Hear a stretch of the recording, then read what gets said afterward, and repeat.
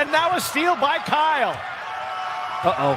Yes! John Morant got it started with his attacks of the basket. And then here, great defense again. And why not get a little funky with it?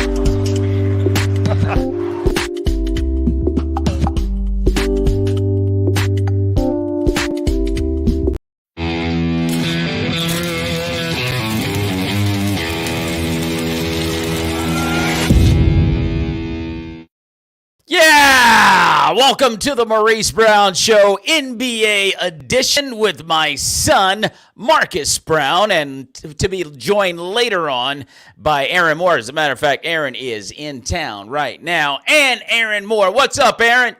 How you doing, Mo? What's going on? What up, bro? Hey, Marcus, what's going on, partner? What's going on? What's going on? How you doing? Hey, man, it's great to have you on the show. Aaron, I got my son Marcus stopping by to drop some NBA knowledge on us tonight. What's going on, bro? How you doing? How you doing? All right.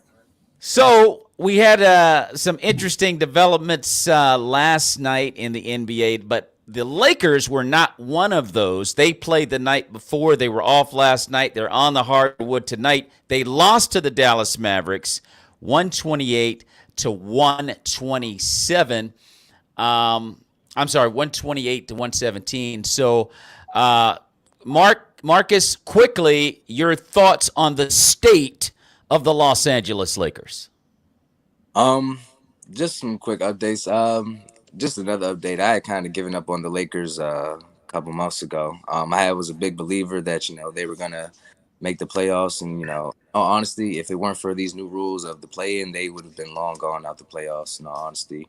And then the roster that they have right now, I've always thought it wasn't really well constructed. They don't play defense. They're a little slow. They're not as athletic as they used to be. And then you got Anthony Davis with injury problems. LeBron, he's just hurt his ankle, I think, a couple of days ago, so not even sure if he's going to be 100%. And at this point, I'm just at the season let's just get to the off season at this point. Get to the off season, blow the team up, and do something different because it's clearly not a championship contender. So we had some thoughts from Russell Westbrook after their loss the other night to the Dallas Mavericks. Guys are actually the 11th seed, so you're out of the playing game. What changes going forward? Nothing, man. Nothing. And why is Brother that? upset. Because it doesn't. Change. We still got games to play. Other teams still got games to play. We still got to play teams. You're going to hit him, Aaron. You're going to hit him. Don't really change much.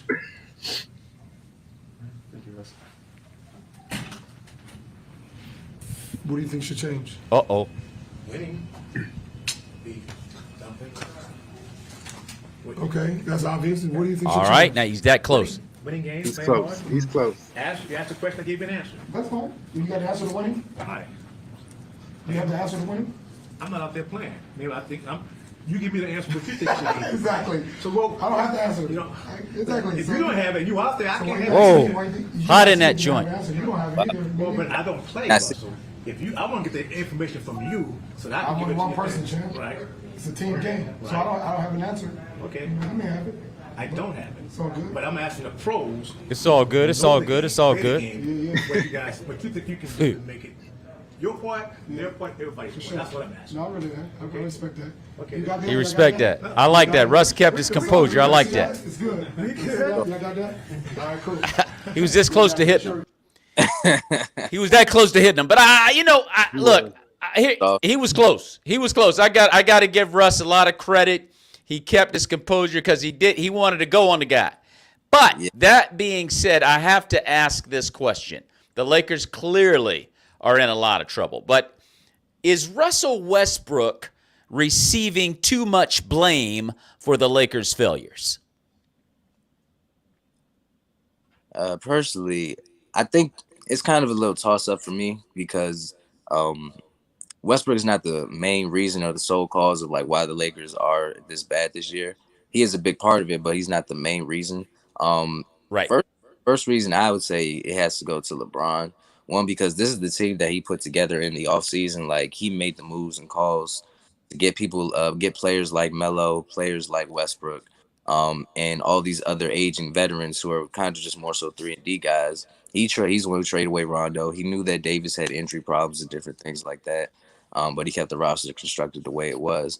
So Westbrook deserves a good portion of the blame, but I don't think he deserves all of it. And Westbrook seems to be an easy scapegoat because of his shooting. So, when he shoots, he doesn't shoot well, or he has a lot of turnovers. So it makes him easy to blame for different things like that. Although something I will say about Westbrook is that he's always been a ball dominant player. So he's always getting the ball in his hand. And to play like LeBron, you're not going to be the first option or second option like how he's used to been for the last couple of years in OKC and then that 1 year in Washington. So it's a different role that he's had to adjust to, and it is his first year. Granted, he'll probably be the first one to tell you he's played bad, but it's not all on him. The Lakers have so much more problems than just Westbrook. Westbrook just headlines it because he's supposed to be the guy that's taking the load off LeBron, and he's been doing more opposite. Aaron, your take. Is he receiving too much blame? No. It's well deserved. Okay. Because they brought him there. They brought him basically to help them win the championship. Right. And I think LeBron, like Marcus said, LeBron orchestrated this roster, so he's the number one to blame.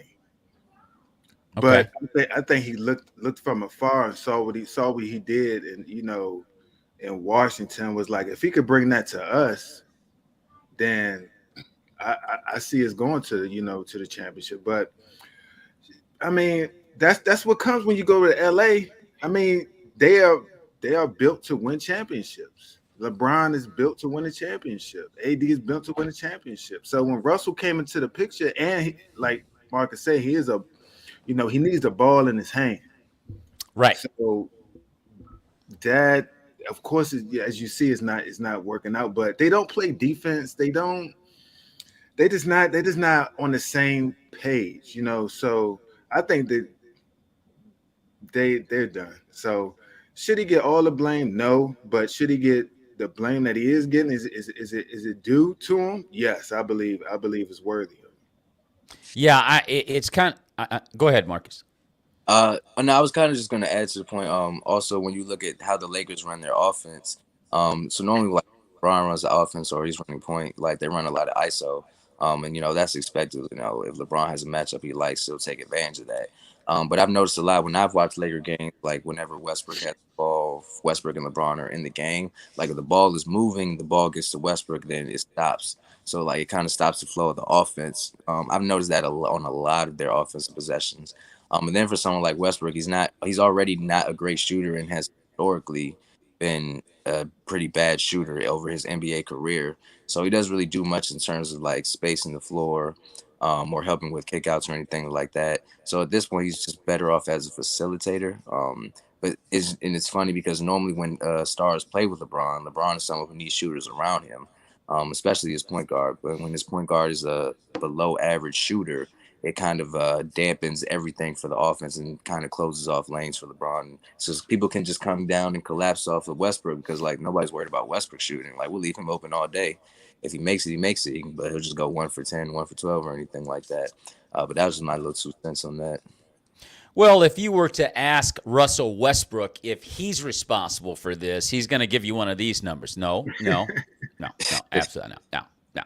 I mean, but I think that if you look at the way the team is constructed, for me, this is a big time shock. I fully expected the Lakers to make a run for a title with that big three, and you got to remember Anthony Davis has missed a chunk of the year, but when he was playing, they didn't look impressive.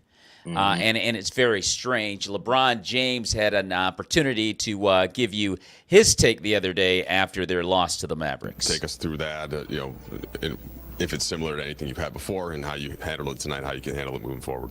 Yeah, I mean, I've turned my ankles before, obviously. LeBron's like, that's a dumb was question. Just one of those instances. I literally just watched the replay where I was going in for offensive rebound, and me and Jackson basically stepped at the same time. He got his foot on the ground before I could get my foot back on the hardwood, and I stepped on his foot and rolled my ankle. I mean, I have no idea how I finished the game, to be honest, after watching that replay. It's pretty nasty. How's it feeling right now? It looked like pretty sore as you're walking in here. Oh, it's horrible. It's horrible right now. And unfortunately, we're about to hop on the flight too. So, just got to get treatment around the clock, see what happens day to day. But it's pretty sore right now. How do you just doesn't look like he wants to win a title, does it? Tonight and the whole season is gone. I mean, it's just a microcosm of our season. Ready for the offseason. Sustain. Yeah. We haven't been able to sustain all year, and tonight was one of those instances once again. Those beaches out there in L.A. are pretty nice, man. This one had implications on the standings, obviously, and where you stand now. 8 games left, some road games, some tough opponents. But despite all this, right now, LeBron wants to say, "Look, I'm playing with backs. I still believe we got Bron on our side." To have tired of playing that belief from your teammates, what does it mean to you? But considering the ankle, consider everything facing this team, do you feel like you can? I think he bust 39 in this belief that the guys have. Yeah. Well, I mean, if I'm healthy, for sure. And right now, obviously, I'm. What's that? I'm pretty banged up. With that ankle, but. I still feel like if I'm on the floor, and he's playing well every night. Matter of fact, he's the leading scorer in the NBA. Trying to make something out of the season. It's been a tough road, obviously. Tonight being a tough loss for us. But to have that confidence in your teammates, for sure, means a lot for me. It means I'm, doing something well out on the floor when I hit the floor, and just try to do whatever I can to help us win basketball games. I feel really bad for LeBron James. It's bad when you see a great player like that go out the way that he's going out right now, apparently going out. He's still balling. He's injured. Clearly, he's not crying about it. They're nice he has to take off because he's injured, but he's trying his best to lead this team, and they're not following. And for whatever reason, I don't know what it is. I'm shocked when I look at Russell Westbrook. He's not making a difference at all, playing pretty poorly. And when you think about Westbrook's standards, I mean, he's not stinking up the joint, but there are nights where you're like, he's not doing what you would think he would do, making an impact on the team. And then, of course, AD's not there, and the rest of the guys are playing uninspired, and they're not very good outside of the big three. And really it's the big two because AD is out. And you just look at the Lakers, and it's kind of like, wanting to shoot a horse with a broken leg. Just put him out of his misery. They have a chance still, barely, to make the playoffs with a healthy Anthony Davis. Can they make any kind of run with AD? No. Yeah. No. It's not enough games left. Now. Right. And if they do get in, they're not going to do anything. That's my opinion. They're not going to do anything. So I believe they're in 11th spot right now, correct? They are in the 11th spot right now, yes. Because of the loss. Yes. So I don't see them making a run with AD. I just don't. Now, I will be shocked if they do, but I just don't think it's enough games left for them to, get it together before the playoffs. Even if they win a playoff game, even if they win the playoff game, it's just not. It wasn't enough time for them to correct the mistakes, come together, and do something in the playoffs, in my opinion. Marcus, can they make a run of any kind, Marcus? Yeah, I agree with Aaron. I don't think so. Even if they get Anthony Davis back, he comes back. Anthony Glass Davis, that's what I call him, because super fragile. So he might speak again, or he might get a hamstring. So, as injury prone as he is. Because, like they say, your best ability is your availability, and he hasn't really been available as much as he should be. So even if, the Lakers make the play-in, they would play the Suns, I believe, right?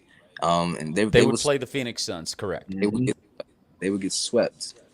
If they were to even make the play-in, they would get swept. So at this point, I understand the whole pride thing of, want to try to make the playoffs, try to at least give the city of Los Angeles something to cheer for. But at some point, you have to be realistic and see where you are as a roster, where you are as a team. and think like we haven't really inspired much confidence in us as a team and the fan base to even think about sniffing a championship this year. So, I mean, if they want to, push for at least try to push for that final spot, I mean, by all means, but nothing will come of that. I'll be surprised if they even win the play-in because I don't even think they'll win the play-in game, to be honest. But if they do, like Aaron said, nothing's coming out of that. They're not doing nothing. It doesn't appear that they're going to do very much of anything at all. We look at last night, and we had the Minnesota Timberwolves winning over San Antonio, who actually looks pretty good with Karl Anthony Towns. Big Cat is looking very good at this point. Don't expect them to go, to a title or anything, or maybe not even deep in the playoffs. But they look like a team you don't want to play in a series. Phoenix winning last night, 107-103 over Golden State. The Pelicans look pretty good, picking up C.J. McCollum late in the season. They've made a nice little run, 117-107 over Portland. Miami 106-98 over Boston last night. And the Charlotte Hornets 125-114 over the Knicks. Nobody cares about the Knicks. And let's see, and it was Dallas 102 losing. Is that the Mavericks? 102-25. Last night, no, it's the Timberwolves. 125 last night, and also on the hardwood. Did I mention the Sixers yet? The Sixers were also in action last night, and they lost at the very end of the ball game. Let's see, they're not on this one, but Washington 127-110 over the Magic. The Nuggets 125-118 over the Indiana Pacers. But I think I put up the score with the Sixers and the Dallas Mavericks last night. The Sixers lost at the very end of the ball game. Mm-hmm. James Harden had a cold-blooded look to win the ball game. Yep. And he shot an air ball. He put up an air ball. Mm-hmm. And you're looking at him, and there's a theme developing with James Harden, to me. There's a nasty little theme developing with James Harden, and he's starting to become a choker. At the biggest moments of games, at the biggest moments of series, can't find James Harden. When there's no pressure, he'll give you 70 points. He'll give you 15 assists, 10 rebounds, and 39, blindfolded. But when it matters, can't find him. Here's some commentary from last night's loss. Actually, it was the Bucks. My mistake. They lost last night to the Bucks. The 76ers did, and like I said, he had an opportunity to win the ball game. Comments from James Harden. Yeah. A couple of mistakes defensively, and they made us pay for it. It seemed like they hit three after three, and off our mistakes. Looks scared nothing to they death. did. Things we could have corrected, things that we could have controlled.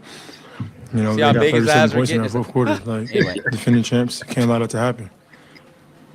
Yeah, you talked about how they want you to kind of be like the scorer you were in Houston rather than like Who said that?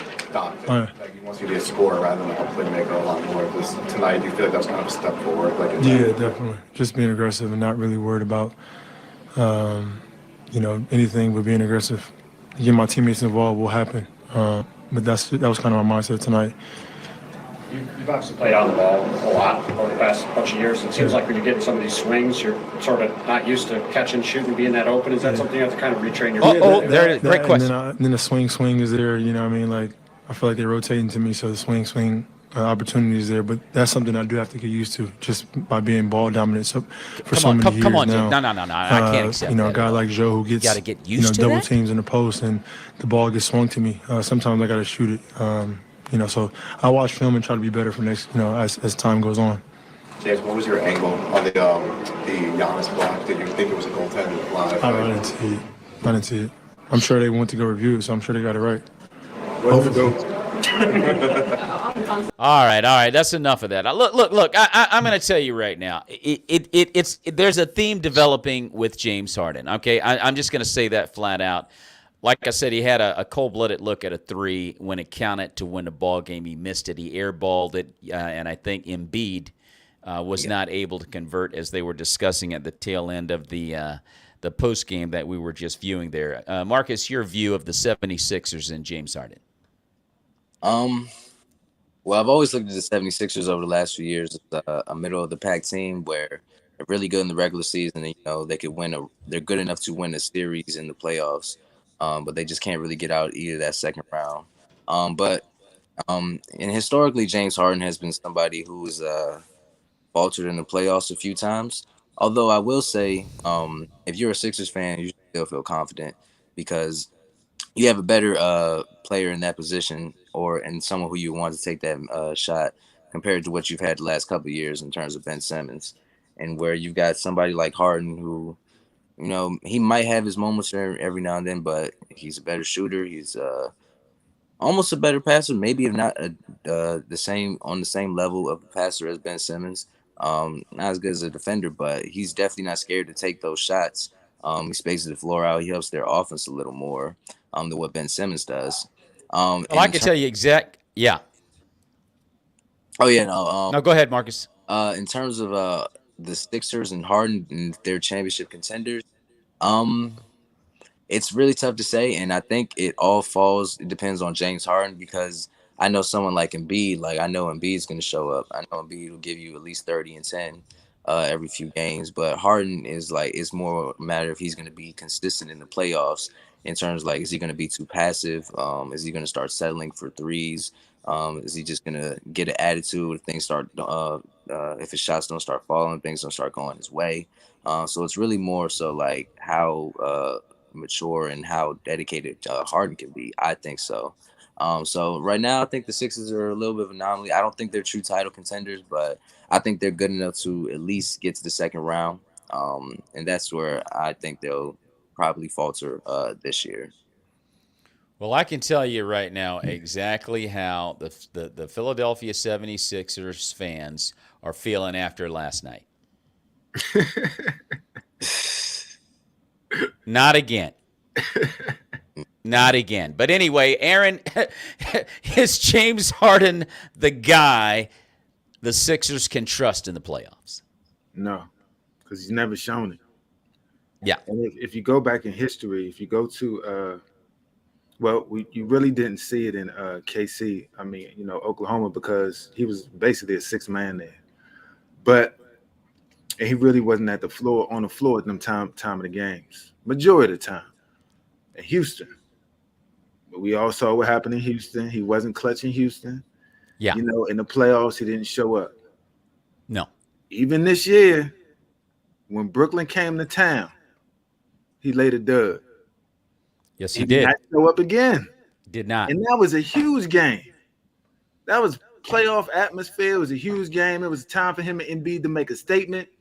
And he didn't show up. He did not show up that game. So, in my opinion, they cannot trust him in that situation. In my opinion, just because he haven't shown it in them situations, in them gut-wrenching in them times, that he just don't have that closer mentality. He just don't have that closer in him like KD does. He don't have that. In my opinion, my observation. Well, yeah. And you mentioned the Brooklyn than what they had. Yes, they are. Mark is right on that. Is he a better player than what they had? Yes. Overall player. Does he make them a better team? Yes, he does. But again, in them clutch moments, when you need him to make a bucket like that, I can't depend on him. Listen, let me just say this. This is when the narrative changed for the Philadelphia 76ers and James Harden bringing a title to the city of brotherly love. When the Brooklyn Nets showed up, they were emaciated by the Nets. They were stomped. They were disrespected. Kevin Durant went Barry Farms on Joel Embiid. On their home court, too. Huh? On their home court, too. on their own court. And at the end of the game, that's when the Philadelphia 76ers fans went, no, no, no. Everything changed. That's when the narrative changed.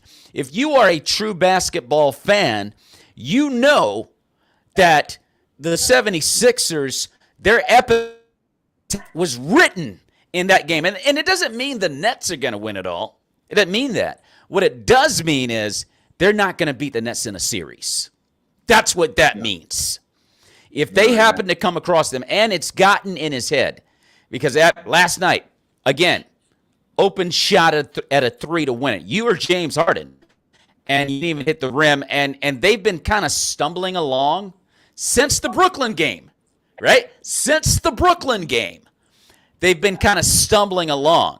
And I don't have any faith in the 76ers, but I'm not going to write them off yet. We still have, a smidgen of the season to complete and the playoffs to get through. You never know. I mean, I think they have a championship formula. I mean, when he first went there, I was like, oh, yeah, they're going to win this.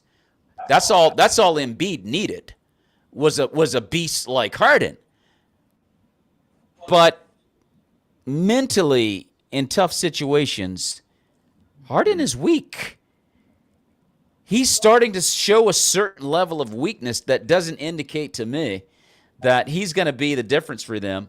And I saw that whiny face by Joel Embiid like he had when Ben Simmons was there. And I'm going, uh-oh. We may have a city that is going to be on edge as we approach these playoffs. And that begs the next question. Are the Celtics the team to fear most in the playoffs at this point? That's a pretty good question because the Celtics are playing very well over the last couple months because they started the season out very subpar. I think they were like 10th or 11th, and they were losing games they shouldn't lose. And then people were questioning because I think they got a rookie head coach. I think he yes. I think. So they were questioning his coaching philosophy, like maybe his game just doesn't translate. But over the last few months, they've kind of been putting some things together. Like they got a nice, solid tandem of Jason Tatum and Jaylen Brown, 2 6'3", 6'4" guys who can score, pass, get buckets. Like they can play defense pretty solidly. So they've got a pretty solid team, and it's really tough to say because I've seen the Celtics in the playoffs as well historically with a lot of the guys they have on the team now. They haven't really been as effective as they could have been. Now I'm a little worried if when the playoffs come, will we get the team that's been hot over the last couple months or the team that started the season? Because that's always been the Celtics' MO is like consistency. Excuse me. I mean, they showed it over the last few months. So I think they're like 3rd or 4th in the East right now compared to where they were. But can they still play that well whenever they get into the playoffs? If they play against someone like Milwaukee or Miami, like can they keep that same level of play for a 7-game series? So I worry about them in that aspect.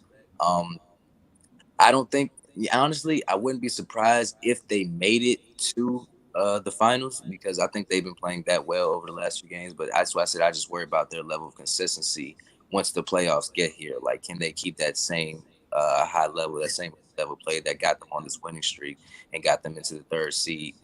So that's the only thing that I worry about. But if they can play how they've been playing the last few months or how they've been playing since the season started, then I think they are a legitimate threat to actually be a contender.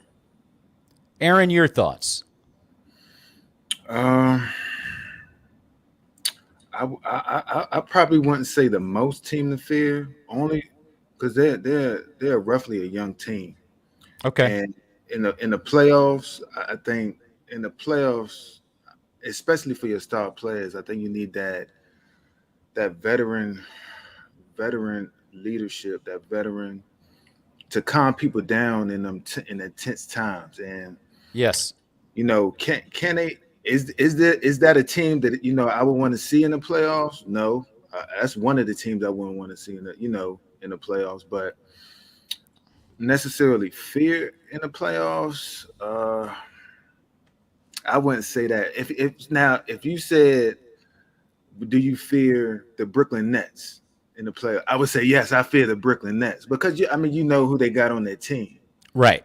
But do I fear the players? Do I fear one of their players on that team?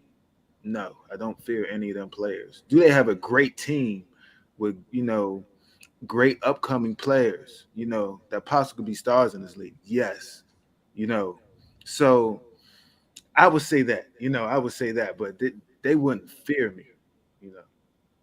Well, somehow they've been able to put lightning in a bottle over the last 4 to 5 weeks.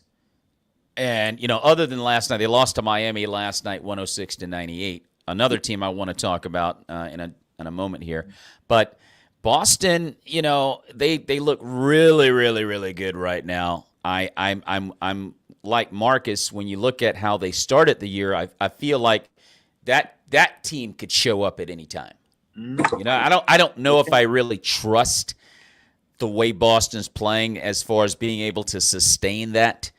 They look real good right now, but I think they're kind of scary. I don't think that's a team that you want to start out with. Oh, we got Boston. To start your first series out, they're probably going to be like a 4th seed, maybe a 3rd, 4th, 5th seed. You don't want to see them in the first round. If you're one of those middling teams, because they look really good right now. So I don't know. I think Brooklyn would indeed be the team that you really don't want to see.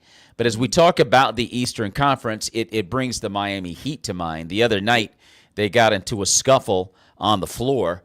Eric Spoelstra challenged Jimmy Butler to a fight right there on the sideline, and then all of a sudden you got Udonis Haslem. He wants to fight Jimmy for Eric, and you got you got a ghetto situation. And it's like, somebody calm this down. And these things happen. I mean, if you've ever played ball of any kind on high school or in college, these things happen. Yeah. And you kind of squash it later. And sometimes it makes you an even better team. Marcus, your opinion of the squabble that the Miami Heat got in, do you think this is going to affect their team negatively going forward, as they were a number 1 seed? I think they just lost their number 1 seed here over the last 3 days, but still a dominant team. Are the Miami Heat capable, in your mind, of winning an NBA title?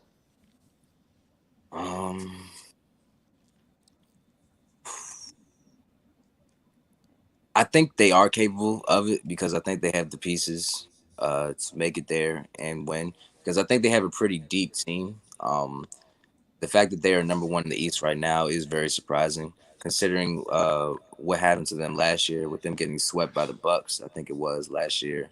And then they kind of have virtually the same team with a couple new additions this year. But looking at how they've been playing this year, they have been playing very well. They've got an all-star in Jimmy Butler. They've got a legitimate center in Bam Adebayo. They got a veteran point guard in Kyle Lowry, a good 6-man in Tyler Hero. And it's almost to the point where I didn't even think they needed Victor Oladipo, who's just recently come back in the last week or so.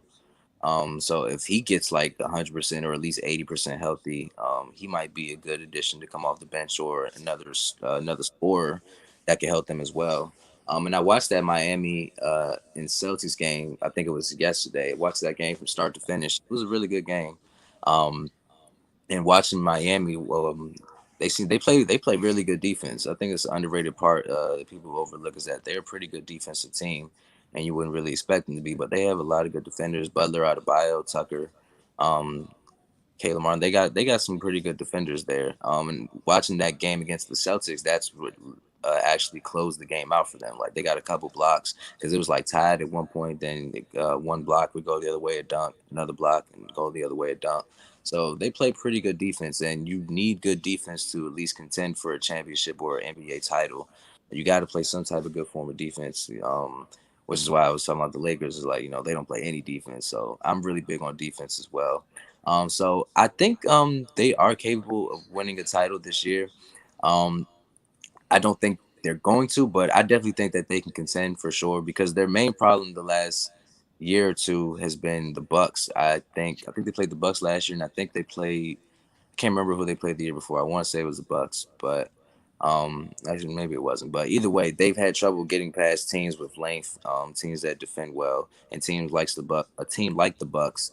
They have a good defensive team. They play good defense, so that's given them problems before. So I think they are more equipped to deal with that than what they were last year. Um, I don't think they'll win the title this year, but I definitely think they could at least be in the Eastern Conference Finals, vying for a spot at the chip. And it's also got to keep in mind they went to the chip before about a year or two ago. I know it was in the bubble and everything like that, but they definitely put together a nice, solid playoff run.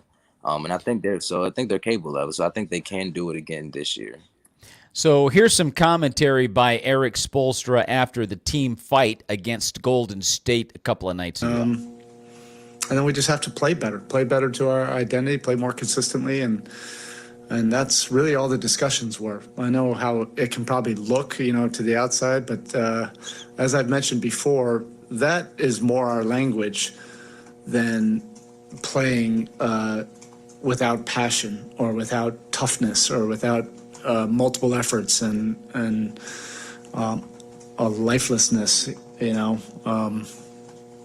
everything that happened in that huddle from there on when we cut the 19-point lead, that's way more to our personality. And I think you got to respect that. That's one thing I like about Miami is that they're just a tough team. They're a physical team. They'll get in your face. I love Jimmy Butler. There's nothing about Jimmy Butler that makes you think about him. Yeah. But he's a leader very similar to him. Yeah. And he'll go out there. He's that type of guy, if you go down to the blacktop and you play ball all day long, he's the guy that's like winning all the games and the guy that you're not going to fight. Yeah. That's Jimmy Butler. He wins on pure will. He wills himself to win games. And I love that about Jimmy Butler. And I think that's the way they're constructed. They're tough. They're hard-nosed. They bring their lunch pail and their hard hat, and they're ready to go to war. And Udonis Haslem, stepping up and trying to fight Jimmy Butler, kind of typifies their approach. They're just a down and dirty team, and they're going to make you slog through a series, and you'll probably lose that series because you won't have anything left by the time you get to game 6 or 7. But can they win a title is another question. They got very close in the bubble that year. They had a lot of injuries. I think Dragic, the point guard, Goran Dragic, I think was his name or is his name. He was injured. He's gone now. You replace him with Kyle Lowry, who's arguably a better guard. I like both of them. They still have Bam Adebayo, and they've got Tyler Hero, like you mentioned. They've got weapons. They've got weapons on that team, and I think the fight they got into on the sideline might take them to another level to make a serious run. I think they can get it done, but I'm still somewhat skeptical just because of the way they're constructed. There's no eye candy on that team. There's nobody on that team with just sick, mad skills. They're all good, and they're all tough. They kind of personify the attitude of Jimmy Butler. Aaron, your opinion of that? I don't think they make it to the finals. I think they go out, but can they get close to the finals? Yes, they could make a run. They're a great team. Yes, they're a great, excellent team. And I've been saying this every time you asked about the Heat. No one's talking about them. No one talks about the Heat really. No. And Eric Spoelstra, in my opinion, is one of the greatest coaches in the NBA right now. So that's just, my opinion. I think he's one of the greatest coaches in the NBA. I would agree with you. I would agree. So in their team, they just a bunch of junkyard dogs, really. I mean, they are. If you look at their team, like you said, they really Jimmy Butler. I mean, he's an all-star, but he's not a superstar. They got good players around them, but they're a bunch of scrappy junkyard dogs that fight to the end, and usually they come up on top. But this year I don't think they make it to the finals this year. But I believe they're going you know, it's not going to be easy for nobody to get past them. You know, I'm not saying that. You know, and I wouldn't be surprised if they did make it again, tell you the truth. But I don't think they do. Yeah, well, and experience on the go ahead, Marcus. My bad. Go ahead. Oh no, I was saying they've also got championship experience on the roster as well. They got PJ Tucker, who just won a ring last year. Kyle Lowry, he won a ring a couple years ago with Kawhi. Eric Spoelstra, 2-time champion. Udonis Haslem is a 3-time champion. So, you know, and that's what Udonis Haslem really is. You know, he don't even get in the games. He's just he's just player coach for real. You know, he's been on that same years coaching for real. You know, I don't even show him about playing. He's a coach for real. So whole squabble that him and Jimmy Butler had, I don't even think much of it. Udonis Haslem, he's a very passionate guy. And he's a very dedicated, loyal guy. So he's everything. He's known Eric Spoelstra for years. So he's probably like, I don't know who Jimmy Butler think he is, talking to him like that. Like, you don't know nothing. You ain't even been to the finals yet. Oh, well, he has, but he ain't won nothing though. So he's like, you know, you gotta watch what you say, you know, watch your place. So I'm pretty sure that's all that was. So that whole thing wasn't nothing to me anyway. Yeah, I would agree with you on that for sure. And again, you know, we don't want to forget about the Brooklyn Nets. I mean, they're a team that's kind of like waiting to kind of unload. I mean, the mayor of New York lifted the ban, so now Kyrie is a full-time player. And so this is a team that everybody better watch out for. And here's a little commentary from KD and Kyrie a couple of nights ago. We made a team like Detroit. Well, they have the second worst Farms record in the East, and they're not the strongest offense. I mean, they've been playing solid the last 2 weeks, though. You know, we don't look at teams like that. I know their record isn't good, but they still got pros over there. And tonight they made shots. You know, they started off the game making 6 threes in the first quarter.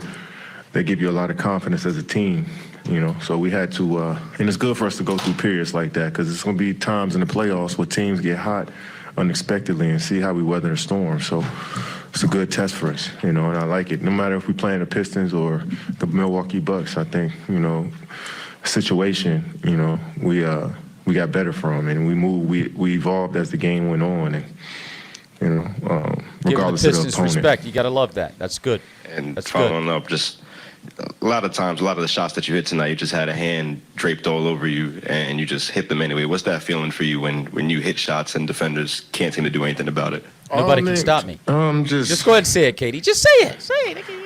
Some of those shots, you know, defense playing good, you know, good team defense, and you know, you only see a small crack where you can get a shot off, and you know, just try to stick to my fundamentals. And I know that demoralizes some teams when you make shots over a good defense, and you know, that calms our team down as well when we making those shots. So I want to get better shots sometimes. I feel like a couple of them was just like, I'm hot, let me risk it. But, you know, getting the best shot I can, sometimes it may be, you know, over he's pacing a guy himself. in the lane. But I feel like that's getting ready to make this run is what he's getting ready to do. I got to keep knocking him down.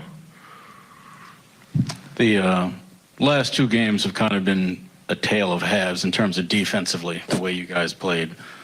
Steve said a lot of that it's inconsistent, but it just comes down to the edge that you guys have defensively. What do you guys think you have to do to kind of have that on a more consistent basis?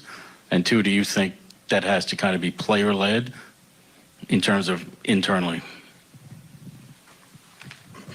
Just trust the game plan and us being on the same page. Just gearing up for what the postseason will look like for us, where we'll have a little bit more time to prepare. We'll have some plays that we'll have some schemes. But I think it just comes down to trust. And Steve's right in terms of the edge and playing with that consistently. But it's just continuously making adjustments and being comfortable with that and just flowing with the game, you know. I'm going to stop him right there. I'm going to say this about Brooklyn. As now the mayor of New York has granted, the reason the mayor of New York lifted the ban is so the Yankees could play. But that being said, it helps the Brooklyn Nets because they need a full-time Kyrie Irving if they're going to win the championship. I'm going to tell you something right now. When the playoffs start, I'm with Brooklyn. I don't think there's any team out there right now as constructed, and that includes the Phoenix Suns, in a 7 game series can beat this team. Because we haven't even seen Ben Simmons yet. And when Ben Simmons gets there, he adds a whole other dynamic in that he doesn't even have to score, but he is a mad passer, and he's a game breaker as far as finding the open man, running the floor, getting rebounds. I mean, he's just going to add a dimension that will make Brooklyn virtually, in my opinion, unbeatable. I can't wait to see it, and I don't know what the timetable is for Simmons to join the team. But, dude, Kyrie Irving is sick. Kevin Durant is sick. And I'm not saying they're going to win. They're going to sweep everybody. They're not going to sweep because there are nights they just don't show. They don't play defense. Yeah. They just don't. That's the only thing. But they're so confident offensively. Like, well, we may not stop you tonight, but one thing I do know, you will not stop us. And so 6-7 games for the Brooklyn Nets is enough for them to win a title. Because you gotta deal with those demons for 48 minutes a night over 7 games. There are 4 nights where you have to literally be better than Kevin Durant and Kyrie Irving. 4 nights? You mean 4 times I have to be better than those two? You might get me once and you might get me twice. And you know what? If you're lucky, you might get me 3 times. You might. Because I'm not tripping like that, but you won't get me 4 times. Yeah. Because, see, that Barry Farms from KD's coming out. And you should have said from Southeast D.C. That Southeast D.C. beast is coming out. And that shot's going to be wet. And then you look at Kyrie. The guy's an amazing ball handler and scorer at the same time. So you just look at, and then again, you just throw in Ben Simmons and what he can bring to them. And I'm riding with the Brooklyn Nets. I don't think anybody's going to beat them. Definitely changes their team dynamic for sure. I will say whenever Ben Simmons does get back, I'm not sure. Like you said, I don't know his timetable of return either. But when he does come back, like you said, he'll add that versatility where he's a good defender. He can guard multiple positions. He's an elite passer. He can grab rebounds. You know, he gets steals. He doesn't turn the ball over too much. The only knock on Ben Simmons throughout his career is that he can't shoot, or he has been hesitant to shoot thereof. So whenever he comes back, you know, maybe, who knows, he might even at least have a mid-range developed at least, because, you know, that's all we really asked for him. But he might have some other things developed. But the Nets are, like you said, they're a little confusing to me because they have 2 superstars, but like you said, they don't play defense, so they get into a lot of games. They're mostly in a lot of shootouts. Even with Detroit, KD was giving credit to Detroit. Like, yeah, they've been playing well for the last few weeks, but, you know, they're not a great team right now. Like, they have a lot of young guys out there, so, you know, it was like a 5-7 point game or something like that. So they were neck and neck with the Detroit Pistons. And so, like, you know, going against head to head with teams like that is like, you know, the firepower is just going to get amped up whenever they get into the playoffs.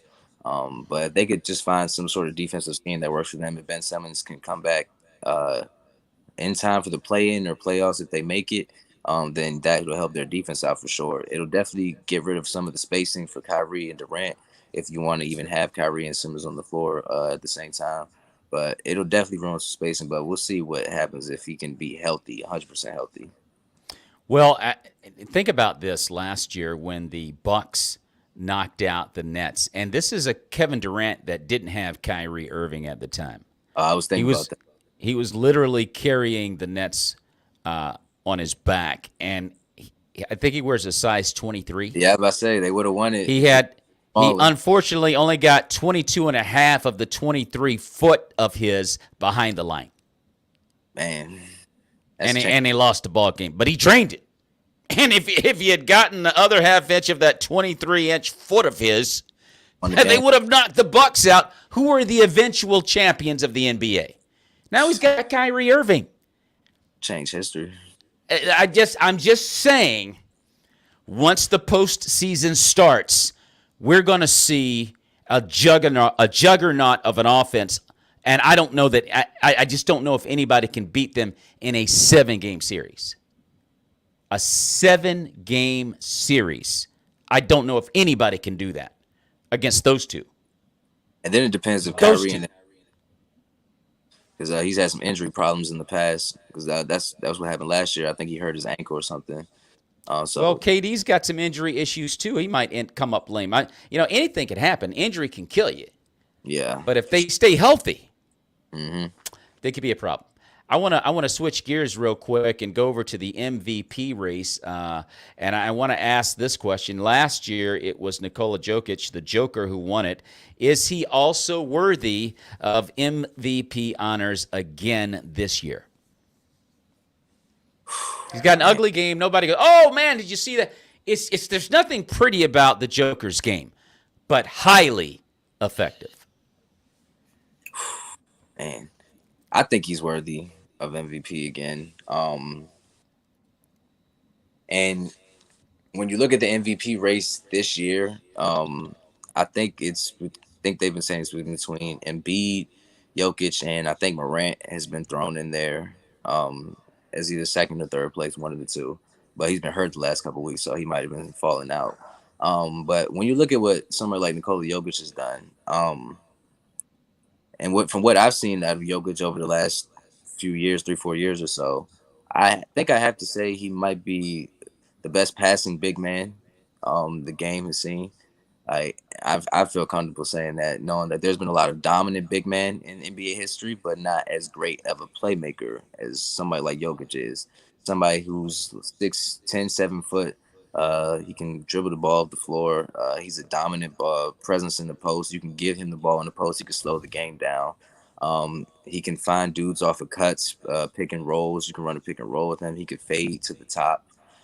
He could kick out for three. He can do no-look passes. Like, he's supremely talented for sure.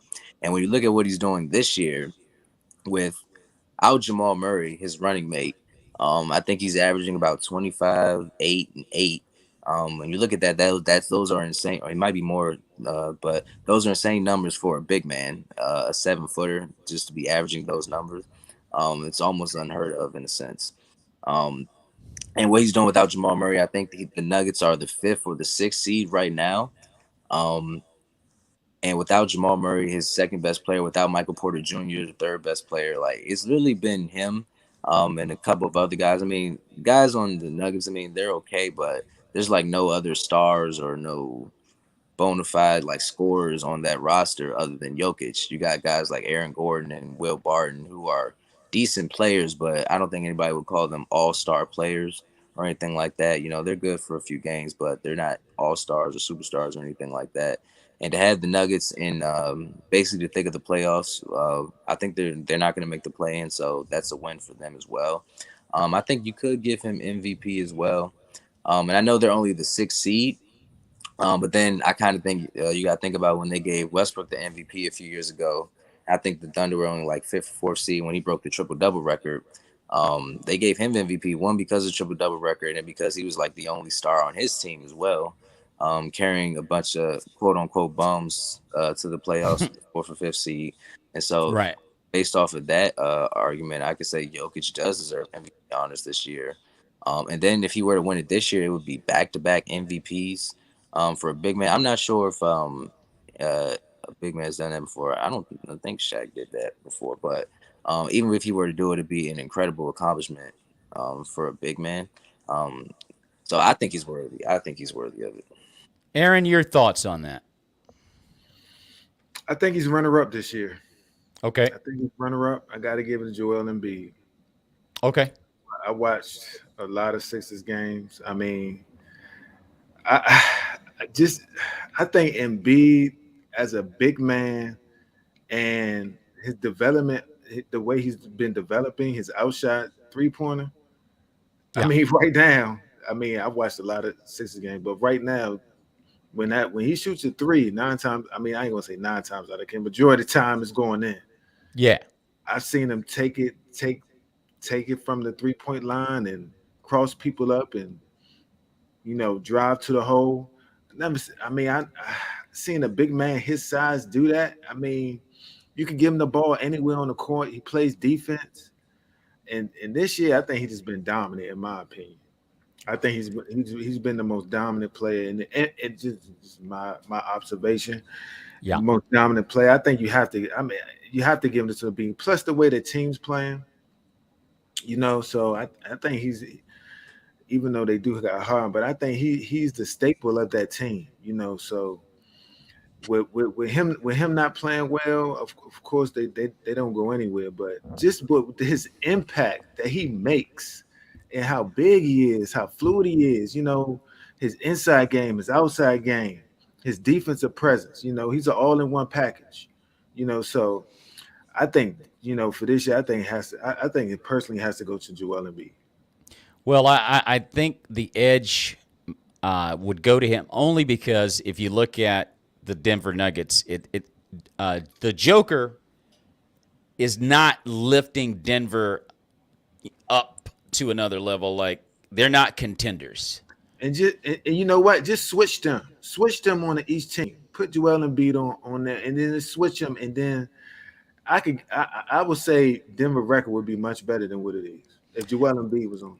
That would be the only argument that I would use against the Joker versus leaning towards Embiid. What's your team doing?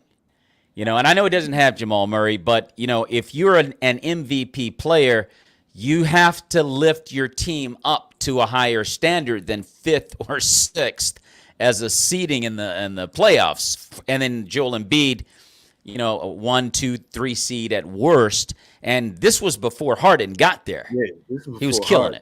it. And matter of fact, it could be said that Harden's kind of getting in the way a little bit because he's not, playing up to the expectation, that they wanted him or thought that he would.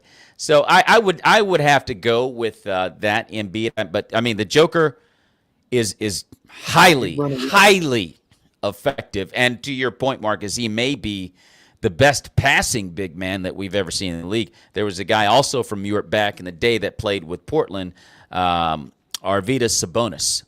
And his son now plays in the league, I think, for Sacramento. But Arvydas was a great passing big man, and he had an all-around game. But to your point, again, you don't see that very often, Marcus. The Joker can really pass it as well as score. As we round out the show, guys, I don't want to get out of here without talking about the Final Four that's coming up on Saturday, which is going to be very, very interesting.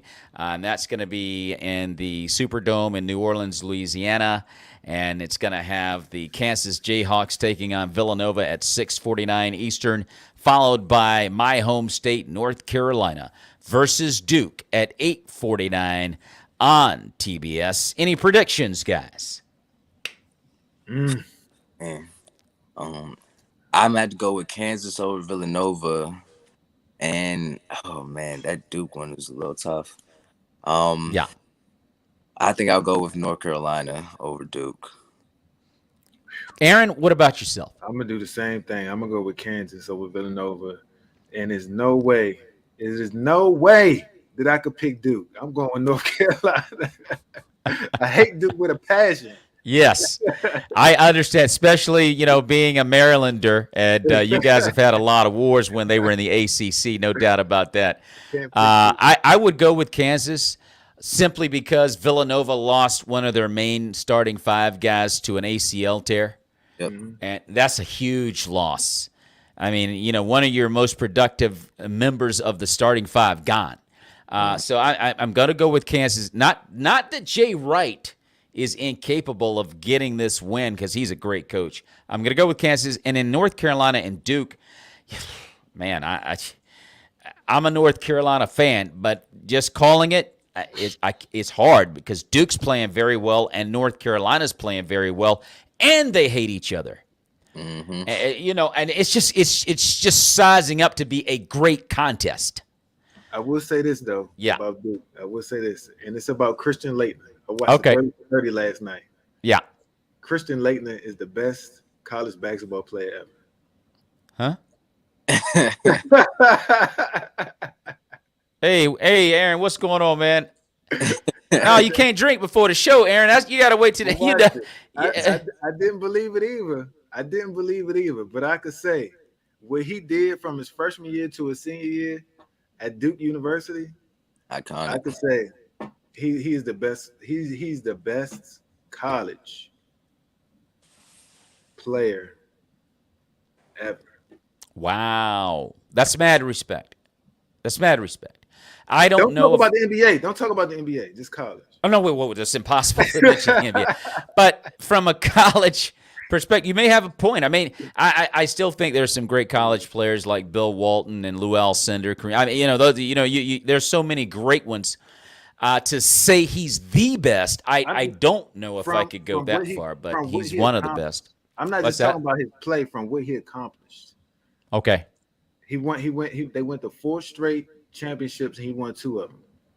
Well, now you know that Lou Alcindor, who became Kareem Abdul-Jabbar, who played with UCLA, and Bill Walton, who also played as the follow-up center for UCLA, they all won titles. They went to the title every year and won it. Yeah, but you got to watch the 30 for 30. And then you know what though? I like I said, that's mad respect. I don't think there's a great argument that anyone could bring against that, because Leitner was a dominant college player. Because what you brought up, other people brought that up as well. Okay. Brought that up. Oh, okay. Okay, I got you. Again, I don't think you can make a strong argument against it. Christian Leitner was a great collegiate basketball player. And so I wouldn't spend a lot of time going, as much as I hate to accept it. It hurts me. I mean, what can you do? I mean, the guy was a great college player. It hurts me to say that too, but and you deserve 100% props for just owning that reality. Like, hey, yo, this guy was the best ever, and I can't, like I said, put up a great big argument against it. And I would have no problem just going with that. He was a great college player. So that being said, Carolina and Duke tomorrow, 8:49 on TBS, and that's going to be preceded by Kansas and Villanova at 6:49. That's going to be on Saturday evening on TBS, the Final Four. And that's the end. We're going to wrap our show up right there. It's been a great show. I want to thank you guys for being a part of it. And for those that may have seen the show and you enjoyed it, like it, share it, and subscribe to the Maurice Brown Comedy Channel, as well as any social media engine that Marcus Brown, my son, is a part of, and Aaron Moore is a part of. And Aaron, of course, tell everybody real quick about your photography so fans can know about that. Go to @Aaron Moore Photography or for Instagram and www.aaronmorephotography.com. And Marcus, if anyone wanted to follow you on Instagram, how could they do that? It would be impossible because I don't have one. I understand. I totally understand. It's good to be off. In other words, what you're saying is no, not me. I don't go there. Good, son. Good, very good. You came in at the very end and you're like, you know what? I like these guys, but I missed the show. Well, tomorrow at about 12 noon on the Creative Motion Network on Roku TV, you can see the whole darn thing again. So you really didn't miss anything. The Maurice Brown Show NBA edition. So we will see you guys next week right here on the Maurice Brown Show at about 8:30 p.m. It'll probably be, though, on a Monday or Tuesday night. That's to be determined, but I'll let you guys know about that. But in the meantime, everybody stay safe, stay blessed, stay away from that nasty COVID-19, and may the peace of Jesus Christ be with you guys. And we'll see you next week. God bless you.